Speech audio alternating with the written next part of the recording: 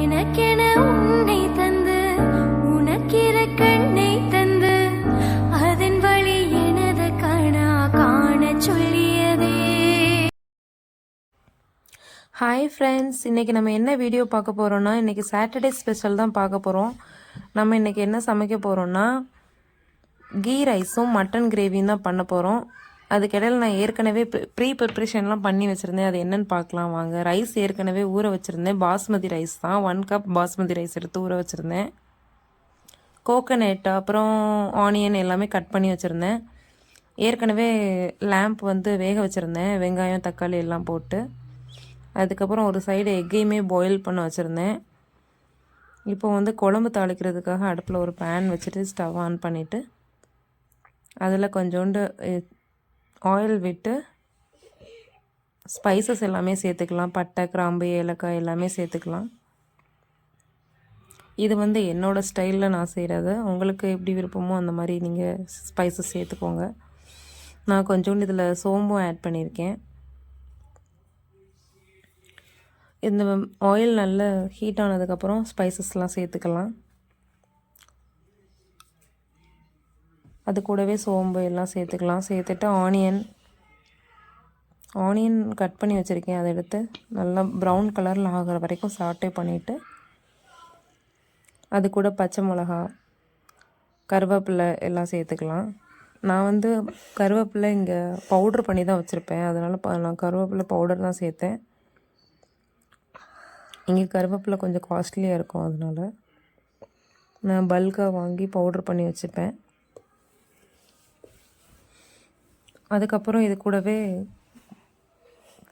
Chilli powder, இஞ்சி பூண்டு paste முதல்ல போட்டு சாட்டே பண்ணிக்கலாம். சாட்டே பண்ணிவிட்டு அதுக்கப்புறம் சில்லி பவுடர், கறி மசாலா, கொரியாண்டர் பவுடர், அதுக்கப்புறம் மஞ்சத்தூள் எல்லாம் ஆட் பண்ணி மறுபடியும் நல்லா சாட்டே பண்ணிக்கலாம். நான் இதில் தக்காளி சேர்க்கலை. தக்காளி நான் ஏற்கனவே பாயில் பண்ணும்போதே சேர்த்துட்டேன். மட்டன் பாயில் பண்ணும்போதே அதில் சேர்த்ததுனால இதில் சேர்க்கலை. 1 டீஸ்பூன் மிளகாத்தூள், 1 டீஸ்பூன் மல்லித்தூள், அதுக்கப்புறம் 1/4 டீஸ்பூன் மஞ்சத்தூள், கொஞ்சோண்டு கறி மசாலா எல்லாத்தையும் போட்டு ஒன்றா மிக்ஸ் பண்ணிவிட்டு பாயில் பண்ணி வச்சுருந்த மட்டனை இதில் சேர்த்துக்கலாம். இது கரிஞ்சிடக்கூடாது. இது கரிஞ்சிறதுக்கு முன்னாடி நல்லா வதக்கிட்டு உடனே நம்ம அந்த வேக வச்சுருந்ததை இதில் சேர்த்துக்கலாம். அது கூடவும் நான் கொஞ்சம் இஞ்சி பூண்டு பேஸ்ட்டு சேர்த்துருந்ததுனால இதில் கொஞ்சமாக தான் சேர்த்துருந்தேன். உப்பும் அதில் கொஞ்சம் நான் சேர்த்துருக்கேன். அதனால் கொஞ்சமாக போட்டாலே போதும். உப்பு கரெக்டாக தான் இருக்கும். இதுக்கப்புறம் இதுக்கு நம்ம தனியாக மசாலா அரைக்கணும். கொஞ்சோண்டு தேங்காய், அது கூடவே சோம்பு, மிளகு, சீரகம் இதெல்லாம் சேர்த்துட்டு நல்லா கிரைண்ட் பண்ணிக்கணும். உங்களுக்கு வேணும்னா நீங்கள் முந்திரி எல்லாமே சேர்த்துக்கலாம். நான் இதில் கொஞ்சோண்டு முந்திரி அப்போ தான் கொஞ்சம் திக்காக வரும்னு சொல்லிவிட்டு முந்திரி, அதுக்கப்புறம் வேர்க்கடலையும் சேர்த்துருக்கேன்.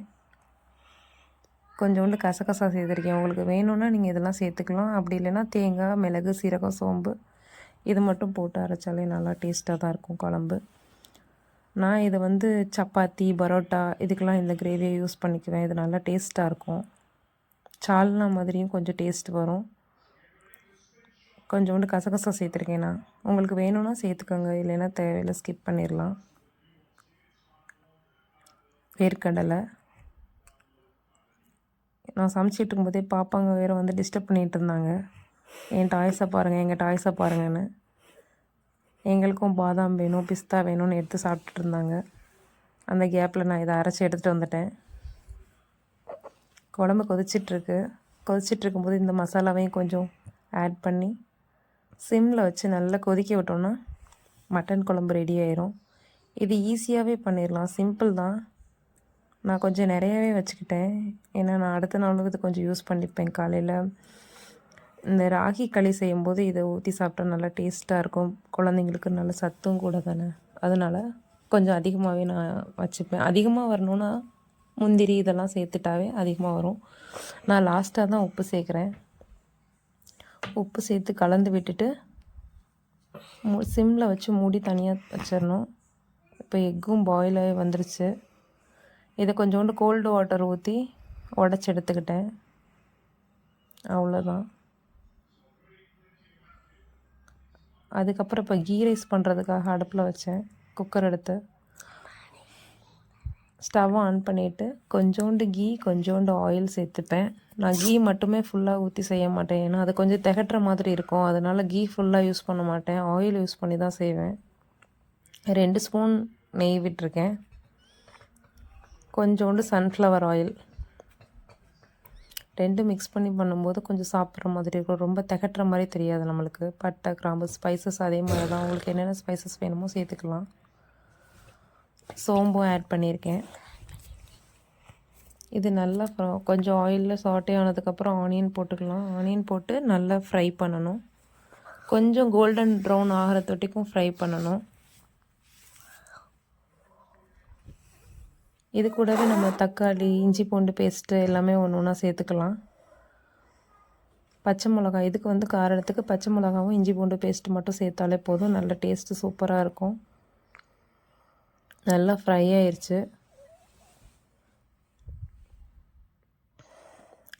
நல்லா ஃப்ரை ஆயிடுச்சு. இப்போ பச்சை மிளகா ஒரு 5-6 நல்லா, இது கொஞ்சம் காரமாக தான் இருக்கும். அதனால நான் கொஞ்சம் 4-5 சேர்த்துக்கிறேன். உங்களுக்கு காரம் இல்லைன்னா நீங்கள் கொஞ்சம் ஒரு 4-5 பச்சை மிளகா எக்ஸ்ட்ராவே சேர்த்துக்கலாம். இது கீ ரைஸ் தானே, அதனால் ரொம்ப காரம் தெரியாது உங்களுக்கு. நான் குழம்புலையும் கொஞ்சம் காரம் கம்மியாக தான் யூஸ் பண்ணியிருக்கேன். அதனால் ஸ்பைஸ் இதில் கொஞ்சம் அதிகமாக எக்ஸ்ட்ராவே சேர்த்துருக்கேன். புதினா மல்லி இலை இது போட்டால் தான் அதில் நல்ல வாசமாக இருக்கும். கல்யாண வீட்டு பாய் வீட்டு ஸ்டைலில் இருக்கும் கீ ரைஸ் மாதிரி. இது கூடவும் நல்லா சாட்டே பண்ணிவிட்டு அதுக்கப்புறம் ஜிஞ்சர் கார்லிக் பேஸ்ட் சேர்த்துக்கலாம். இஞ்சி பூண்டு பேஸ்ட்டு 1 ஸ்பூன் போட்டு அதையும் நல்லா சாட்டே பண்ணிக்கலாம். இது நல்லா வதங்கினதுக்கப்புறம் நம்ம தக்காளி கட் பண்ணி சேர்த்துக்கலாம். தக்காளி ரொம்ப வதங்கணும்னு அவசியம் இல்லை. ஓரளவு வதங்கினாவே போதும். அடுப்பை சிம் பண்ணிவிட்டு நம்ம தக்காளி சேர்த்துக்கலாம். இதில்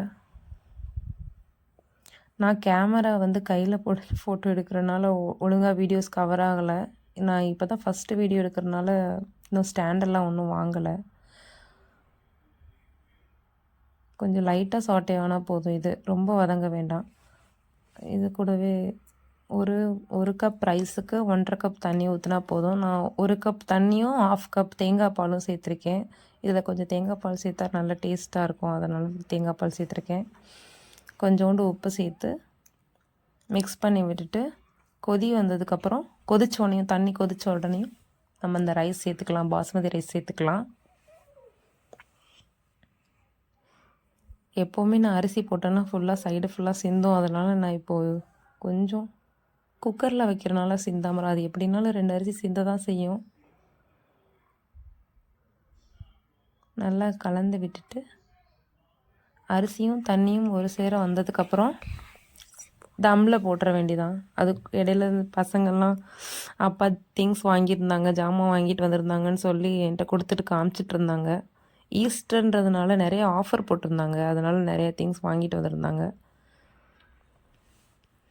கேரட்டு, தக்காளி இந்த மாதிரி ஐட்டம்ஸ்லாம் கொஞ்சம் ஆஃபரில் போட்டிருந்தாங்க. அடுப்பவும் சிம்மில் போட்டுட்டேன். ஸ்வீட் பொட்டேட்டோவும் வாங்கிட்டு வந்திருந்தாங்க. அதுவும் இங்கே கொஞ்சம் ஈஸ்டர்னால ஆஃபரில் போட்டிருந்தாங்க லிட்டில். இப்போது ஒரு 15 மினிட்ஸ் தம் போட்டு எடுத்ததுக்கப்புறம் இந்த மாதிரி வெந்திருக்கும். அவ்வளோதான், ரெடி ஆயிடுச்சு கீ ரைஸ் மட்டன் கிரேவி. இங்கே லேம்பு தான் வாங்குவோம், மட்டன் கிடைக்காது. எக்கு பாயில் பண்ணி வச்சுருந்தேன்.